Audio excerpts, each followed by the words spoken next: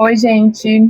Eu não sei se aí é boa tarde, boa noite ou bom dia. Aqui já é fim de tarde, abri meu expediente. Estou sentada aqui na frente do computador, mas estou aqui com as minhas próximas leituras do mês de abril. Eu estou com um livro que eu tenho muito carinho e é um livro que mudou muito a forma que eu pensava a respeito de mim mesma. Foi o primeiro livro nesse segmento de desenvolvimento pessoal que eu li e na época eu senti grandes diferenças na minha forma de verbalizar meus pensamentos, quebrei crenças. Então, eu aprendi com este livro, eu era uma pessoa que o tempo todo estava voltando as palavras contra mim mesma, o quanto que eu era negativa. E com tudo isso, eu permanecia naquele lugar de frustração, de não mudança, eu me sentia estagnada, mas eu não percebia. Os meus pensamentos moldavam aquilo. Quanto mais eu enfatizava que eu era uma pessoa insegura, que eu era uma pessoa que não merecia elogio, que eu era uma pessoa que era desastrada, isso mais se afirmava em mim. Quando que, na real, isso não é quem nós somos. Ninguém é totalmente isso. Talvez eu poderia ter momentos que sou insegura, e isso ainda existe. Todo mundo tem momentos de insegurança, todo mundo tem momentos de fragilidade. Tem vezes que eu tô num dia mais agitado e tudo cai da minha mão, mas isso não define quem eu sou. Ter lido mostrou isso. Ele não é um divisor de águas, sabe? Pra você que pensa assim, nossa, eu preciso de livro que mude a minha vida. Mas ele realmente é um caminho pra te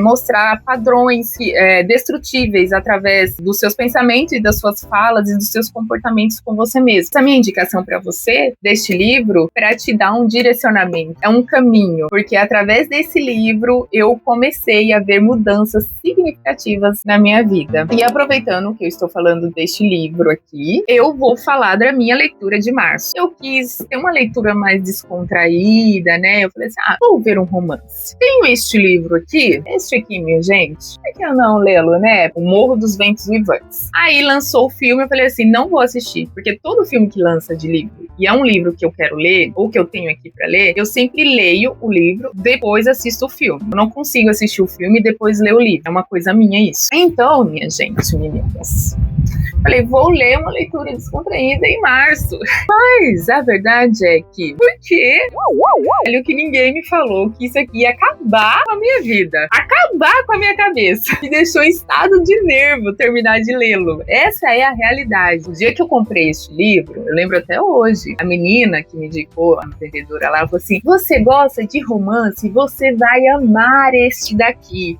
Aí eu falei assim, nossa, é muito bom mesmo esse? E eu já tinha visto nas redes sociais um monte de gente falando dele, comentando, fazendo resenha. Mas eu nunca tinha me aprofundado de verdade para procurar. Então eu falei, vou levá-lo. Bom, de uma nota de 0 a 10, a minha nota vai ser o quê? 6. Não é bom, não é ruim, eu não sei definir. Eu só sei que é uma leitura muito densa e pesada. Não acho que é para todo mundo. Para quem gosta de romances,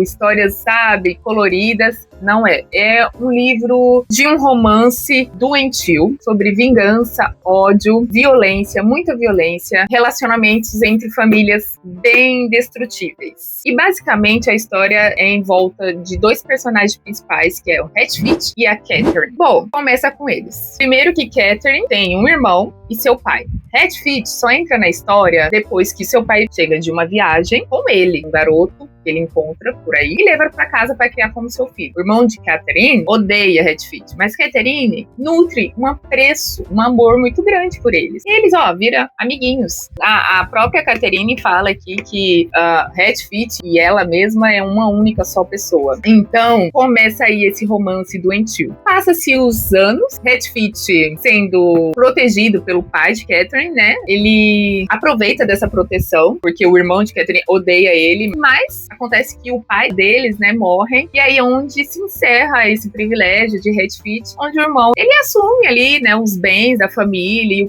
e o patriarcado, né, da família toda. E aí é onde ele aproveita para se vingar de Heathfield. Heathfield praticamente vira um lacaio, toda a raiva que ele tinha suprimida, jogar em cima de Heathfield. Além de ele estar passando por tudo isso, tem algo que deixa ele mais tranquilo, que é a relação dele com Catherine, né? Eles ainda continuam muito unidos, parece que que a morte do pai dela e o irmão assume tudo, mesmo com todo esse ódio, eles ainda continuam muito unidos. Parece que isso une mais eles ainda. Só que se segue a adolescência, e aí Catherine conhece uma família vizinha que tem 2 filhos, e um é um jovem afeiçoado, todo culto, muito diferente de Hedwig, e aí começa essa triangulação de amor aí, porque ela se vê dividida entre os dois. Acontece que chega um determinado momento que Hedwig escuta uma conversa da Catherine com a governanta dela, que ela ama Hedwig, né, mas que ela nunca se casaria com Hedwig porque ele é do jeito dele, bruto, não tem nada, e o menino, que é o Linton, né, a família Linton, tem tudo pra ela. Então acontece que Hedwig fica muito magoado e vai embora, some de vez. Anos depois volta rico, mas com muito ódio em seus olhos e uma sede enorme de vingança. Esse amor que ele nutria virou uma obsessão por se vingar de todo mundo ali. E eu acredito que, por mais que ele amava a Catherine, ele queria também uma vingança e mostrar pra ela o quanto ela tinha perdido por escolher o outro e não a ele. E isso se prolonga muito. E é uma história que eu vou falar a verdade. Muitas das vezes eu quis parar, mas é uma história que te prende demais. Você fica obcecada em querer saber o final, mas é uma história muito horrível, gente, é horrível, não é um romancinho. Eu dei uma introdução pra vocês verem, mas se você quer ler, saiba que você vai ficar com muita raiva, você vai ficar chocada e você vai ficar em estados de nervo. Bom, é isso. Essa foi a minha leitura de março. Estou ansiosa para ver o filme, ainda não vi. Vou ver. Dizem que tem a ver com o livro, só que pegaram muito mais leve. Então, vamos ver. Enfim, gente, esse foi a minha leitura de março, como eu falei. E agora estou muito ansiosa para essas 2 leituras aqui. Essas aqui vão ser a minha de abril. Comecei a ler esse daqui, que é Noites Brancas, do Dostoiévski. Espero ter pronunciado certo. Muito chique estou, porque eu ganhei da minha cunhada e eu adorei. É uma novela, né, dele. Nunca tinha lido nada desse autor. Tô ansiosa para ver. Ele é bem curtinho, eu comecei a ler hoje ele e eu vou conciliar com este daqui. Eu sempre estou buscando mais conhecimento, mais desenvolvimento pessoal. Esse aqui é de Napoleão Hill, Atitudes Mental Positiva. Então eu estou ansiosa para ver o que esses livros vão me trazer. Leitura para mim é conhecimento, é divertimento, é hobby, é prazer. Quando eu percebo que eu estou negligenciando esse ato de pegar, nem que seja 20 minutos do meu dia e ler, eu presto atenção e me reorganizo para voltar a ler. Porque desde que eu me lembro de ter uma idade ou de aprender a ler, eu estive sempre com o livro na mão. Esses são os meus livros deste mês de abril. A minha indicação para você que quer mudar a sua vida através dos seus pensamentos sobre você mesmo é este aqui. Se uma amiga me perguntasse sobre um livro de desenvolvimento pessoal, eu indicaria este aqui, com certeza. E o meu livro de março. E é isso, gente. Se você gosta desse tipo de vídeo, de desenvolvimento pessoal, rotina real, muitos vlogs, um pouquinho de reflexão, se inscreve aqui nesse canal. Vamos construir nossa vida do zero, aprender coisas novas juntos. Eu espero aqui o seu like e o seu comentário, que eu vou gostar de ler. E até um próximo vídeo. Mua! Tchau, tchau, gente!